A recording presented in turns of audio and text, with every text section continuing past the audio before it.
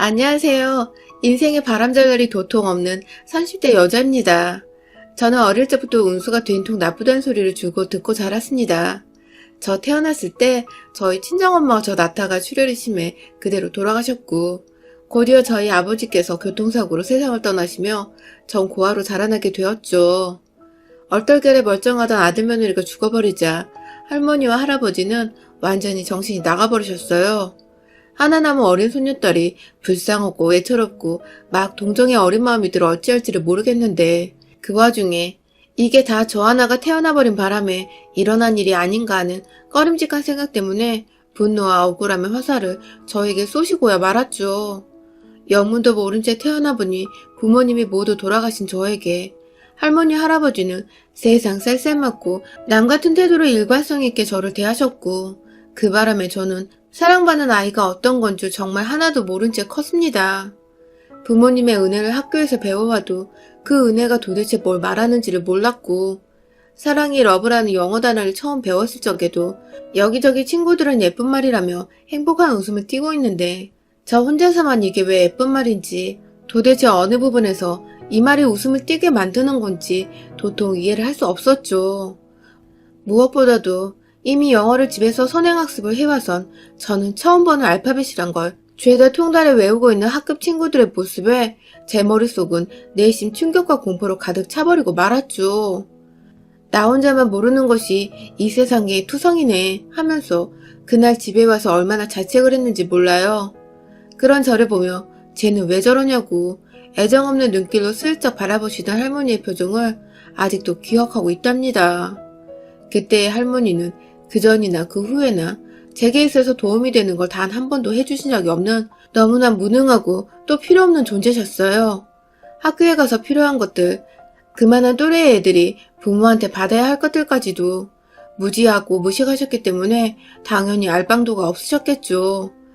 하지만 저는 그 때문에 그 어린 나이 때부터 세상살이의 두려움을 퍽 가까이 느껴보며 나 혼자 이 세상을 헤쳐나가야 한다는 부담감에 매일 밤을 집에서 혼자 쭈그린 채 울곤 했었답니다. 정작 사회에 나와서 힘든 게 뭔 줄도 모르면서 이미 학교에서 패배란 것을 경험하고 다른 누군가와 내 삶을 비교하는 것에 익숙해 버린 것이었죠. 그러던 저는 다행히 악바리 근성은 있어서 고등학교를 진학해서는 공부는 제법 열심히 했습니다. 남들처럼 좋은 사교육을 제대로 받지도 못했고 선행학습도 항상 뒤처져 있었기 때문에 대단한 명문대를 들어갈 수는 없었지만 가까스로 인서울에 딱 붙어서는 대학생활을 서울에서 할 수 있게 되었어요.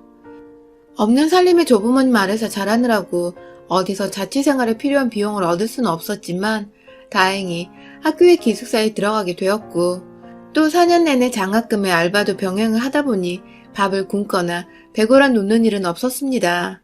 늘 운수가 된통 나쁜 아이였는데 대학에 가서는 어찌 보면 처음으로 제 인생에서 운이 좋게 살았던 것이죠. 중간중간 또래 여자애들이 흔히 사는 귀걸이 하나조차 사치라면 살 수 없었던 제 인생은 분명 운이 너무 나쁜 인생이었지만, 그럼에도 전 대학이라도 살 수 있는 주거 공간과 공부할 수 있는 환경이 제공이 된 것만으로도 참 기뻤습니다. 쉽게 얻은 게 아니라는 걸 잘 알았기에 대학 생활을 정말 누구보다도 열심히 지냈어요.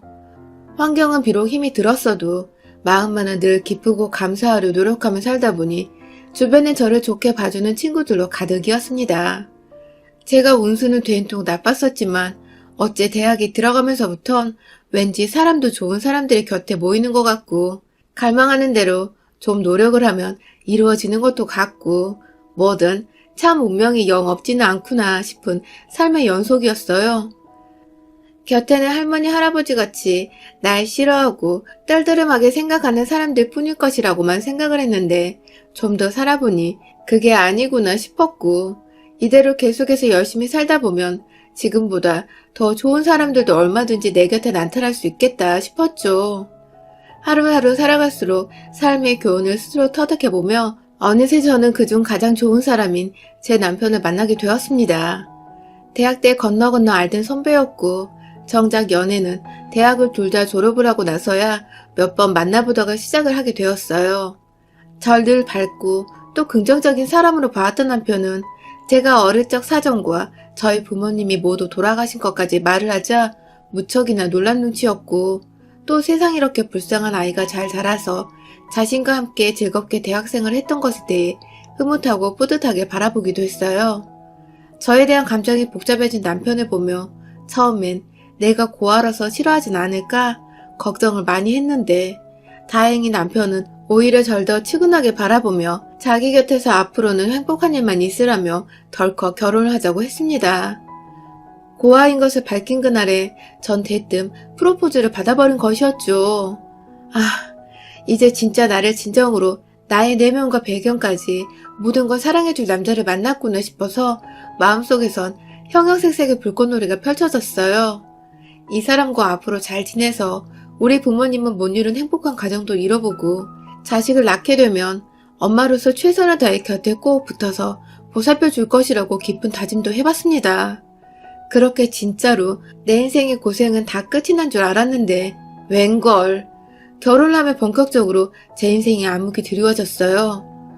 고아로 살아가며 애정없이 키워내던 조부모님 밑에서 자랄 때보다 더욱 가혹하고 힘든 시간이 닥친 것이었습니다. 남편과 결혼을 약속하며 남편의 권유에 시부모님을 뵙게 되었습니다. 제게는 첫 인사를 드리는 날이었죠.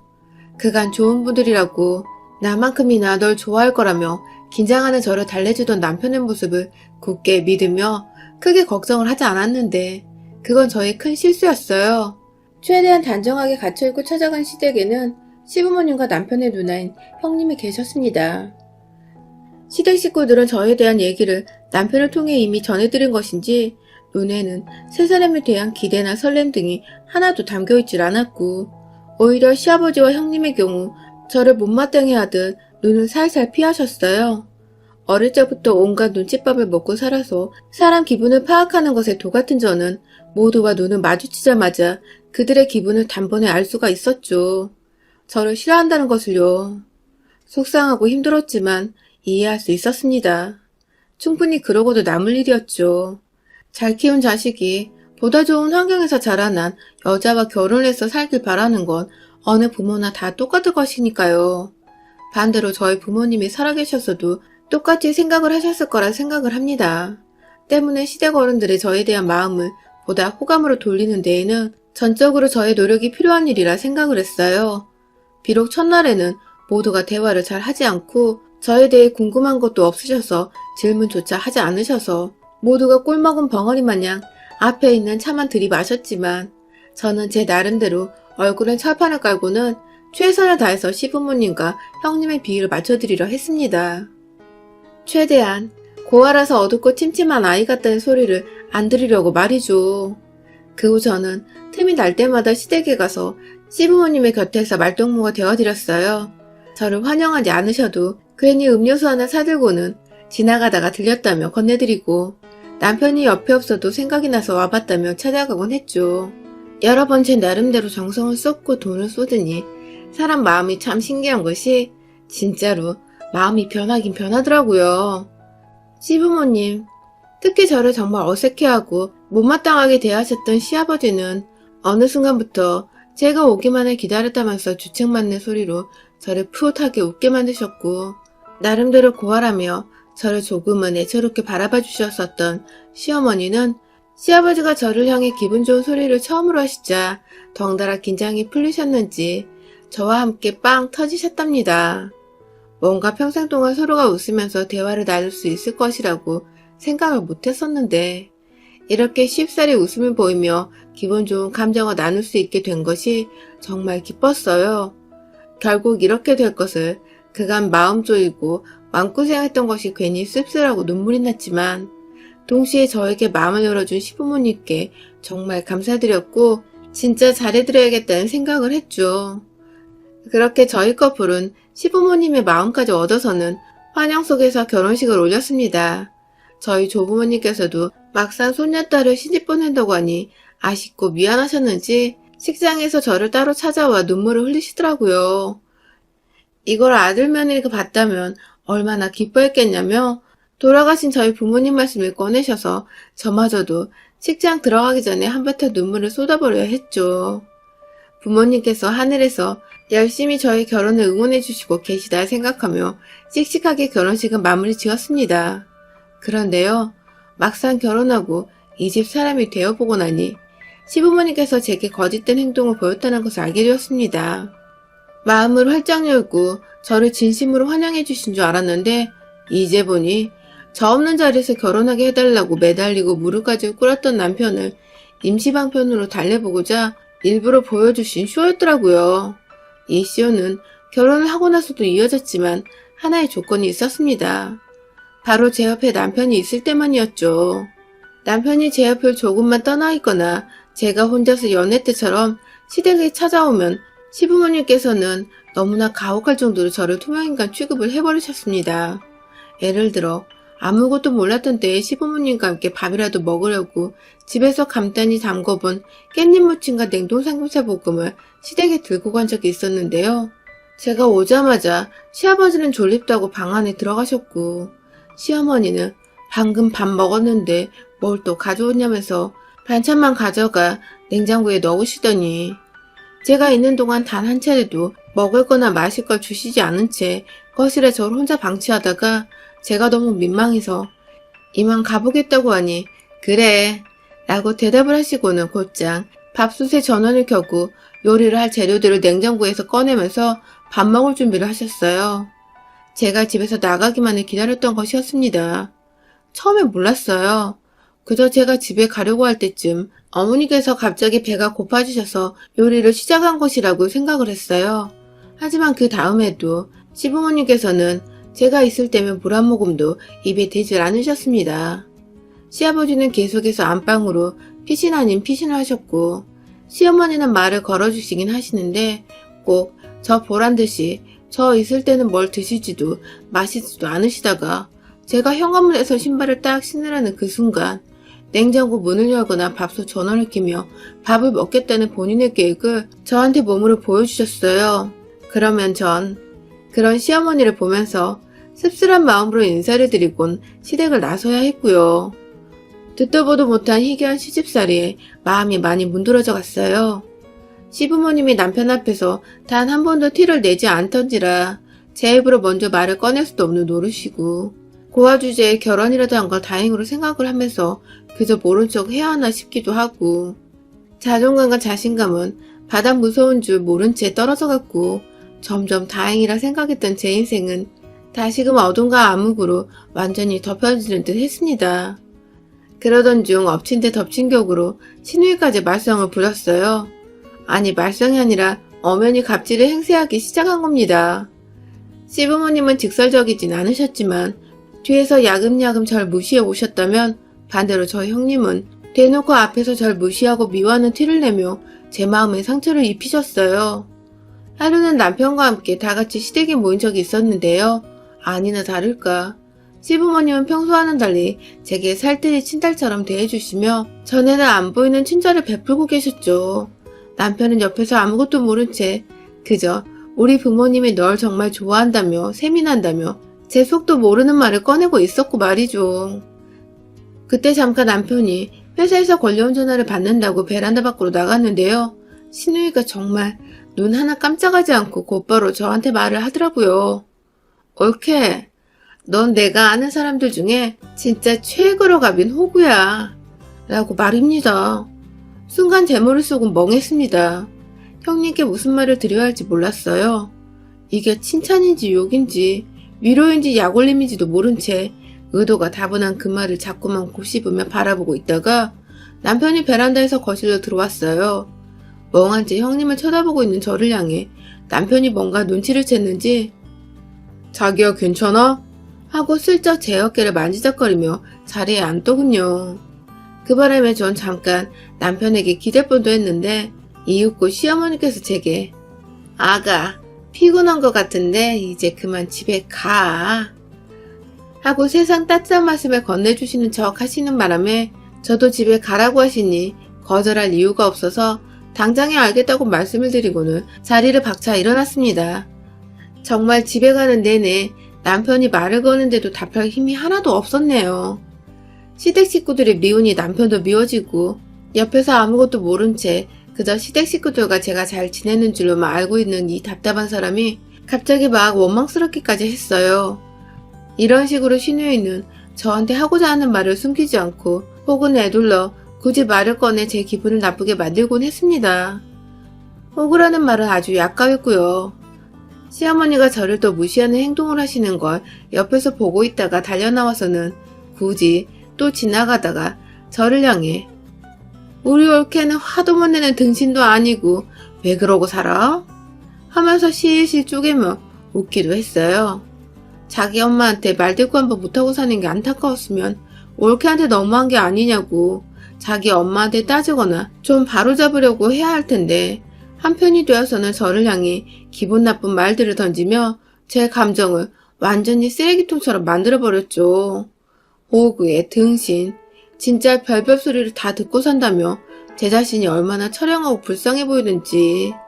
차라리 결혼을 안 하고 조부모님 아래에서 무관심 속에서 살던 때가 훨 낫다는 생각까지 들어버렸다니까요. 거의 이혼을 하겠다고. 이대로는 도저히 못 살겠으니 이혼을 해버려야겠다며 마음을 점점 굳혀가던 그때 그만 우리 시누이가 다시 한번 저를 제대로 건드리고 말았습니다. 이번에는 제법 큰 시누이와의 마찰이자 시댁 식구들을 향한 저의 진짜 선전포고가 시작되고야 말았죠. 그날도 평소처럼 멋모르고 남편을 데리고 시댁에 갔어요. 김장철이라고 해서 김장을 다 같이 하자며 불러내시는 바람에 저는 또 시누이가 말한 대로 등신처럼 남편과 함께 시댁을 찾았죠. 어머님이 시키신 대로 몇 가지 집에 없는 재료들도 사다가 제 고무장갑까지 챙겨서는 시댁에 갔어요. 거실 한가운데에 떡하니 김장할 대야들이 널브러져 있었고 저는 도착하자마자 쭈그려 앉아서 김장을 담그기 시작했죠. 물론 옆에서 남편도 저를 도와주겠다며 함께 팔을 걷고 나서서 시어머니는 절대로 그걸 원치 않으셨지만 결국 남편도 함께 김장을 했습니다. 그런데 한창 김장을 잘 하다가 남편이 그만 김치 속이 묻은 고무장갑으로 무의식중에 눈을 비비는 바람에 눈에 김치 속이 들어가 버렸는데요. 따갑다고 난리가 난 남편을 데리고 저는 급하게 화장실에 가 눈을 닦이고 제가 렌즈 낄 때 자주 사용하는 인공 눈물을 넣고 아주 난리를 피웠죠. 그러다가 남편이 좀 진정이 되어가는 것 같아서 다행이다며 앞에서 걱정어린 눈으로 바라보고 있는데 뒤에서 시누이가 참다 못 참겠는 듯 말을 꺼내더라고요. 올케, 주접 떠지 말고 넌 이제 와. 하고 말이죠. 순간 제가 뭘 잘못 들은 줄 알았어요. 주접 떨지 말라는 말이 무슨 행동을 보고 한 말인지 너무 이해가 안 가서 저도 모르게 어이가 없어 돌아버리겠다는 눈빛으로 시누이를 뒤돌아 쳐다봤죠. 그러자 시누이는 제 표정을 보고는 왜 누나를 그렇게 떠? 하면서 김장을 담그다 말고 자리에서 일어나 곧장 저에게 달려들 것처럼 씩씩거리며 절 노려봤죠. 그 상황을 눈 감고 있던 남편도 이상했는지 눈을 떠 쳐다보다가 시누이의 표정이 기겁을 하면서 화장실에서 나와 말을 왜 그렇게 해? 하며 시누이한테 대들었고요. 순식간에 일어난 일이었어요. 평소 시누이가 말을 너무 거칠게 해서 아슬아슬 하긴 했지만 오늘은 미처 남동생이 제 뒤에 있었는데도 입버릇이 먼저 튀어나와 버렸는지 평소처럼 싼 말투를 뱉어내었고 그 바람에 남편도 자기 누나 성격을 평소에 알긴 알고 있었는지 왜 자기 마누라한테 그따위로 말을 하냐며 화가 단단히 나버렸죠. 옆에서 시어머니는 가만히 계시면 될 것을 굳이 아들의 화를 가라앉히겠다며 어머 아가야 미안하다. 내가 딸을 잘못 키웠어. 하면서 세상 불쌍하고 염치 없는 듯 표정을 지어 보이셨고요. 제 눈엔 말을 함부로 한 시누이나 평소 같지 않게 제 앞에서 착한 척을 하시는 시어머니나 둘 다 아주 똑같은 인간 말종들이었어요. 제 앞에 서서 저를 대신해 시누이와 설전해버리고 있는 남편의 뒤에서 나지막히 말했습니다. 너네 누나나 엄마나 다 똑같은 것들이야. 라고 말이죠. 순간 섬뜩했는지 남편은 놀라며 저를 뒤돌아 쳐다봤고 저는 그런 남편을 보며 흐르는 눈물을 주체할 수 없었지만 그냥 내버려 뒀어요. 그러면 남편이 더욱 절 믿어주고 절 더 가엽게 여길 것 같았거든요. 우는 와이프를 보며 남편은 더욱 흥분을 했고 무슨 일이 있었던 거냐고 저를 향해 말해달라고 하는데 그런 남편에게 그간 있었던 일에 대해 설명을 했어요. 집에서 꾸준히 시부모님께 투명인간 취급을 받았던 것, 내 앞에서 나와 밥 먹기 싫은 티를 팍팍 내셨던 시어머니, 그리고 그런 날을 비꼬고 웃은 것도 모자라 오늘은 주접떨지 말란 소리까지 내뱉은 형님. 모든 걸 말하자 남편은 어느새 손에 주먹을 꽉 쥔 채 바로 누구 하나 때릴 것처럼 으르렁거리며 시댁 식구들을 번갈아 쳐다보기 시작했어요. 그리고 막 남편이 미친 거냐며 소리를 꽥 지르고 시댁 식구들한테 다가가려는 걸 제가 뒤에서 붙잡았고, 내일은 내가 해결해 라는 딱 한마디 문장을 내뱉고는 곧장 김치 속에 담겨진 대야로 빠르게 걸어갔어요. 그리고는 제 손 더럽히기 싫다며 고무장갑까지 완벽하게 껴서는 제가 도대체 뭘 하는 건지 영무도 모른 채 지켜보는 신우이를 향해 김치 속을 퍽퍽 똥푸듯이 퍼서 격렬하게 던져버렸죠. 진짜 손 하나에 철푸덕하고 담기는 김치 속을 들어올리자 마늘 냄새에 지독한 새우젓 향까지 막 퍼졌는데 그걸 그대로 코앞에 있던 신우이의 얼굴에 퍼부어버렸고, 너무 세게 던졌는지 왠지 제 손에 신우이의 콧대가 짓눌려지는 게 느껴지는 기분이기도 했습니다.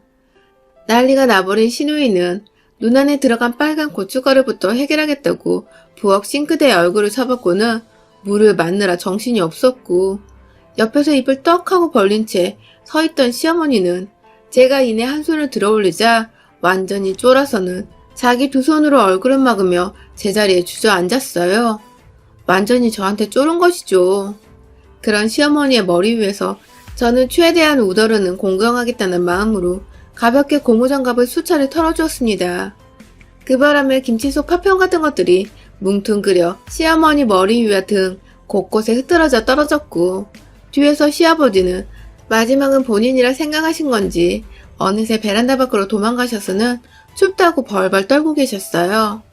집안에서 뜨뜻하게 혼자 소파에 누워 TV를 보시느라 맨발의 얇은 네이 차림이셨는데 그 꼬라지 그대로 베란다 밖에 나가신 바람에 살얼음 같은 추위를 감당하셔야 했던 것이죠.